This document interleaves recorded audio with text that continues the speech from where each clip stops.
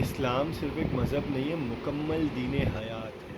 اسلام انفرادی زندگی کے متعلق بھی ہمیں رہنمائی دیتا ہے۔ نماز پڑھنی ہے، روزہ رکھنا ہے، زکوٰۃ دینی ہے، حج کرنی ہے، ماں باپ، بہن بھائی، بھی بچے، رشتہ دار، پڑوسی، سب کے حقوق ادا کرنے ہیں۔ حرام نہیں کمانا، صرف حلال کمانا ہے، ایک دوسرے کے حقوق ادا کرنا، کسی کو تکلیف نہیں پہنچانی، کسی کا ناک مال نہیں کھانا، کسی کے ناک زمین پر قبضہ نہیں کرنا، کسی کا دل نہیں دکھانا، ہر پہلو کے اندر اسلام ہمیں رہنمائی دیتا ہے۔ لیکن اسلام ہمیں حکم دیتا ہے کہ دین کی دعوت دوسروں تک پہنچانا بھی ہم پر فرض ہے۔ قرآن پاک میں سورۃ آل عمران میں اللہ تعالیٰ نے فرمایا، مفہوم ہے کہ تم بہترین امت ہو، تم دوسروں کے لیے نکالی گئی ہو، تم نیکی کا حکم دیتے ہو اور برائی سے روکتے ہو۔ تو یہ بھی ہم سب کی ذمہ داری دوسروں کو نیکی کا حکم دینا اور برائی سے روکنا ہے۔ نیکی کی خود بھی نیکی پر عمل کرنا ہے، دوسروں کو بھی نیکی کی دعوت دینی ہے، خود بھی گناہوں سے بچنا ہے، دوسروں کو بھی گناہوں سے بچنے کی تلقین کرتے رہنا ہے۔ کوئی اچھی بات ہماری نظر میں آئے تو دوسروں تک شیئر کرنی ہے، دوسروں تک پہنچانا ہے۔ لیکن اسلام کیونکہ مکمل دین حیات ہے، تو اسلام کا دیا ہوا اکنامک سسٹم بھی، اسلام کا دیا ہوا سوشل سسٹم بھی، اسلام کا دیا ہوا جوڈیشل سسٹم بھی، اسلام کا دیا ہوا پولیٹیکل سسٹم بھی۔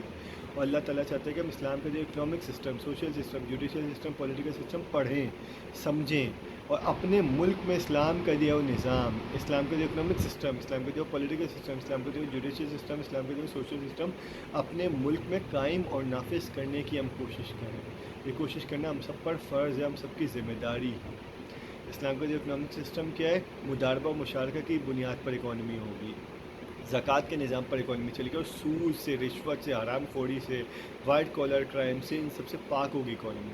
اسلام کا جو پولیٹیکل سسٹم کے خلافت کا نظام ملک میں قائم ہوگا، جمہوریت نہیں ہوگی، خلافت کا نظام ملک میں قائم ہوگا۔ اسلام کا جو سوشل سسٹم، ایک دوسرے کے حقوق کس طرح ادا کرنے ہیں، ورثہ کے حقوق کس طرح ادا کرنے ہیں، فوتگی کس طرح اس میں رسمیں ہونی چاہیے، پیدائش بچے کی کس طرح رسمیں ہونی چاہیے، اسلام کا جو سوشل سسٹم ہے۔ اسلام کا جو جوڈیشل سسٹم ہے، جہاں غریب کو بھی انصاف مل سکے اور پیسے والے، عہدے والے، رتبے والے کو بھی سزا مل سکے۔